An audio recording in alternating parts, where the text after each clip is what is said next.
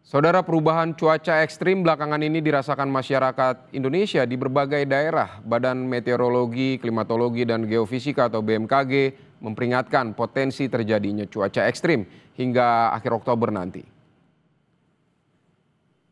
Dalam prediksi peringatan dini cuaca, Deputi Bidang Meteorologi BMKG Guswanto menjelaskan bahwa penyebab utama suhu panas adalah posisi gerak semu matahari yang pada bulan Oktober berada di selatan ekuator. Faktor lainnya, saudara, adalah penguatan angin timuran atau monsun Australia yang membawa massa udara kering dan hangat sehingga pembentukan awan minim serta radiasi matahari dapat mencapai permukaan bumi secara maksimal. Dan saudara, BMKG mengimbau masyarakat untuk waspadai cuaca ekstrim yang terjadi di sejumlah daerah. Informasi selengkapnya ini akan disampaikan jurnalis Kompas TV Benediktus Aditya dan juga juru kamera Septa Yoga Janaloka. Bene, selamat siang. Berdasarkan data BMKG, kondisi cuaca ekstrim ini bakal berlangsung sampai kapan? Ya, selamat siang Vidi. Kalau ditanya terkait berapa lama situasi cuaca ekstrim ini akan terjadi, memang kalau dari kami dapatkan informasi, kami tadi coba menanyakan kepada Ketua Tim Kerja Prediksi dan juga Peringatan Dini BMKG, yakni Ida Purwadani, begitu ya. Ini menjelaskan kepada kami kalau misalnya situasi seperti ini akan terus terjadi selama 3 hari ke depan. Setidaknya 3 hari ke depan di berbagai wilayah, begitu Vidi, ini akan mengalami cuaca ekstrim. Nah, lalu sebenarnya Vidi, apakah penyebab dari terjadinya cuaca ekstrim begitu ya?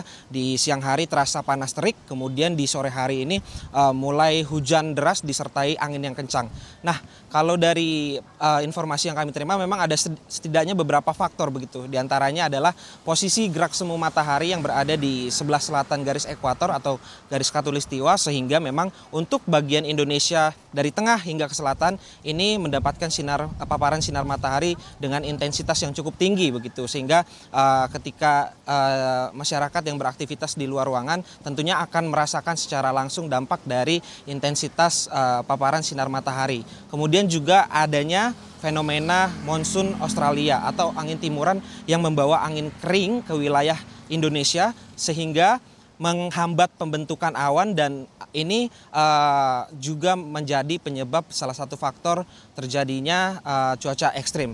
Nah, yang terakhir adalah bibit dari siklus atau maksud kami siklon tropis Fengsen begitu ya, di mana ada 2 titik siklus siklon, maksud kami siklon tropis ini. Yang pertama ada di sebelah utara Laut Natuna Utara dan juga di sebelah barat daya Bengkulu. Nah, beberapa wilayah juga sudah diimbau untuk mengantisipasi terjadinya perubahan cuaca ekstrim. Nah, wilayah mana saja, Vidi?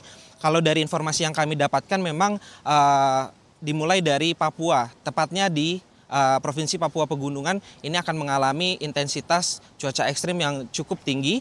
Kemudian juga di keseluruhan Pulau Jawa, ini masyarakat yang beraktivitas di Pulau Jawa juga diimbau untuk sewaktu-waktu jika terjadinya perubahan cuaca dari panas ke hujan untuk selalu bersiap-siap. Juga ada di area Kalimantan, ya ini tepatnya di Kalimantan Barat. Sementara itu, Vidi.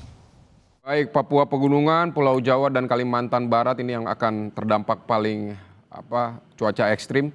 Jadi apa imbauan BMKG kepada masyarakat untuk menghadapi cuaca ekstrim ini? Ya, Vidi, kalau imbauan dari BMKG, memang BMKG sudah selalu mengimbau begitu terkait dengan dampak yang mungkin akan terjadi pada perubahan cuaca ekstrim begitu, di mana kita ketahui ini juga merupakan peralihan dari musim kemarau atau musim kering ke musim penghujan begitu ya. Tadi dikatakan juga nanti di awal November ini sudah memasuki bulan-bulan atau musim-musim penghujan. Nah, memang himbauannya adalah terkait dengan dampak kesehatan dan juga dampak non medis. Yang pertama ada dampak kesehatan. Ini diimbau kepada masyarakat untuk tetap memenuhi kebutuhan hidrasi sehingga masyarakat tidak dehidrasi begitu ya. Juga mengkonsumsi asupan-asupan vitamin yang bisa menjaga imun dan kekebalan tubuh, karena kita ketahui di fase-fase peralihan cuaca seperti ini tentunya kondisi tubuh ini menjadi salah satu fokus yang harus diperhatikan. Nah, untuk kondisi non medis seperti potensi terjadinya bencana alam ini juga yang harus diwaspadai karena intensitas hujan yang tinggi dari sedang hingga lebat ini tentunya sewaktu-waktu bisa menyebabkan banjir begitu ya, Vidi. Sementara itu yang bisa saya laporkan.